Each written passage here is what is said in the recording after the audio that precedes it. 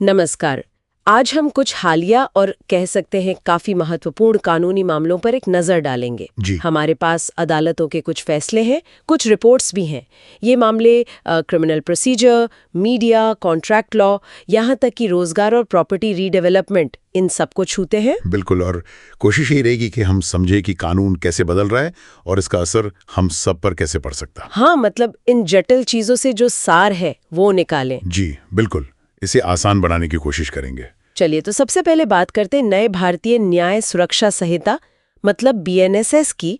Calcutta high court का एक फैसला आया है धारा 223 पर। क्या है ये? हाँ, ये बहुत महत्वपूर्ण है।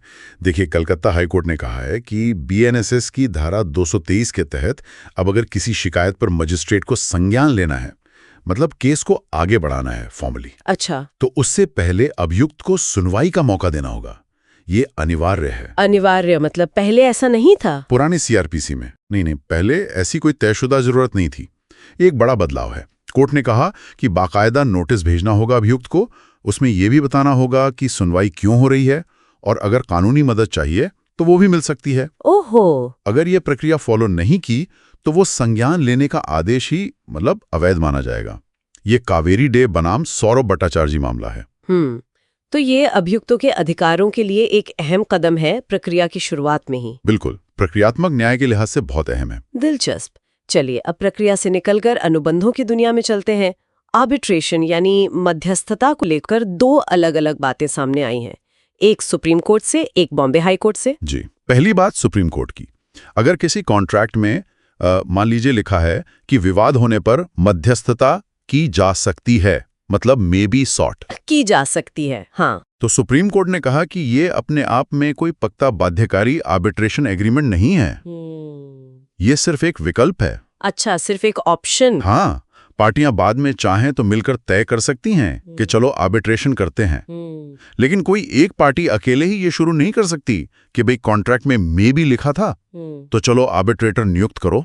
ऐसा नहीं। समझ गए, मतलब मे बी का मतलब पक्का हाँ नहीं है यहाँ। बिल्कुल।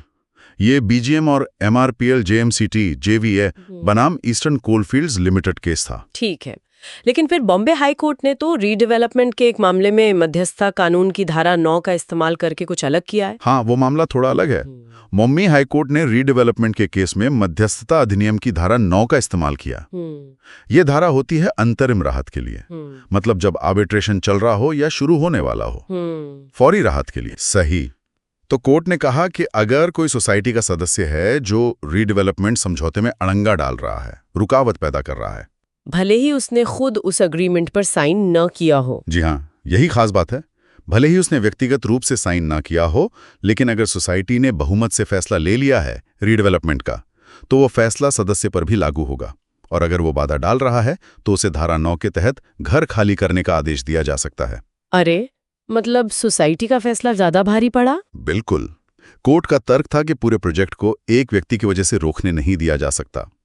ये प्रणव कंस्ट्रक्शंस लिमिटेड बनाम Priyadarshini cooperative housing society limited मामला है। वाह, तो एक तरफ शब्दों की बारीकी, दूसरी तरफ प्रोजेक्ट की जरूरत, बहुत अलग नजरिया। जी। अच्छा, अब आते हैं रोजगार संबंधों पर। आउटसोर्सिंग तो आजकल बहुत आम है, इसमें मध्य प्रदेश हाईकोर्ट ने क्या कहा है? हाँ, ये भी एक प्रैक्टिकल मुद्दा है। मध्य प्रदेश हाईकोर्ट ने एक केस में कहा कि अगर कोई सरकारी संस्था जैसे नगर निगम आउटसोर्सिंग एजेंसी के जरिए रखे गए कर्मचारियों को सीधा पेमेंट करती है, हाँ, कई बार होता है ऐसा। जी, तो सिर्फ सीधे पेमेंट करने से ही वो कर्मचारी उस नगर निगम के परमानेंट या सीधे कर्मचारी नहीं बन जाते। अच्छा, क्यों? कोर्ट ने माना कि सीधा पेमेंट शायद इसलिए किया जा रहा हो ताकि ये पक्का हो कि वर्कर को पूरी तनख्वाह मिले, बीच में एजेंसी कोई कटौती ना कर ले। लेकिन अगर उनकी शुरुआती नियुक्ति ही नियमों के तहत नहीं हुई थी और एक आउटसोर्सिंग एग्रीमेंट मौजूद है, तो सिर्फ पेमेंट का तरीका बदलने से नियोक्ता कर्मचारी का रिश्ता नहीं बन जाता। मतलब नियुक्ति की प्रक्रिया और जो मूल कॉन्ट्रैक्ट है वो ज्यादा मायने रखता है। बिल्कुल। ये सुमिता बनाम आयुक्त नगरपालिका निगम उज्जैन केस है। ठीक है, और आखिर में एक बहुत ही संवेदनशील मामला, हादसों पर, त्रासदियों पर मीडिया रिपोर्टिंग का। एयर इंडिया वाली जो दुखद घटना हुई थी, उसको लेकर पायलट्स फेडरेशन ने कुछ कदम उठाया है। जी हाँ, फेडरेशन ऑफ इंडियन पायलट्स यानी FIP ने रॉयटर्स और वॉल स्ट्रीट जर्नल जैसे बड़े अंतर्राष्ट्रीय मीडिया संस्थानों को कानूनी नोटिस भेजा है। कानूनी नोटिस? जी। क्यों? एफआईपी का आरोप है कि इन मीडिया हाउसेस ने एयर इंडिया एक्सप्रेस फ्लाइट 171 दुर्घटना पर जो रिपोर्टिंग की वो सट्टा और गैर जिम्मेदाराना थी। उनका कहना है कि बिना किसी आधिकारिक जांच रिपोर्ट के इन संस्थानों ने मृत पायलटों पर ही हादसे का दोष मढ़ने की कोशिश की। ओह, ये तो गंभीर आरोप है। हाँ, और एफआईपी ने एएआईबी यानी एयर एक्सीडेंट इन्वेस्टिगेशन ब्यूरो जो भारत में जांच करती है उसके बयान का भी हवाला दिया है। एएआईबी ने भी कहा था कि जांच के दौरान ऐसी अधूरी और बिना पुष्टि वाली रिपोर्टिंग से बचना चाहिए। सही बात है, जांच पूरी होने तक तो। बिल्कुल। तो एफआईपी ने मांग की है कि ये रिपोर्टिंग बंद हो, जो छप गया है उसे सुधारा जाए और स्पष्टीकरण भी दिया जाए। ये दिखाता है कि जांच और मीडिया कवरेज के बीच कितना तनाव हो सकता है। वाकई ये एक बहुत महीन रेखा है। तो आज हमने कई जरूरी बातें समझी। बीएनएसएस में अभियुक्त को सुनवाई का नया अधिकार मिला। कॉन्ट्रैक्ट में मे बी का मतलब हमेशा पक्का नहीं होता, लेकिन रीडेवलपमेंट में धारा 9 का इस्तेमाल हो सकता है। जी। आउटसोर्स कर्मचारियों को सीधे पेमेंट से वो परमानेंट नहीं हो जाते। और हादसों की रिपोर्टिंग में मीडिया को बहुत ज्यादा सावधानी बरतनी चाहिए, खासकर जब जांच चल रही हो। बिल्कुल।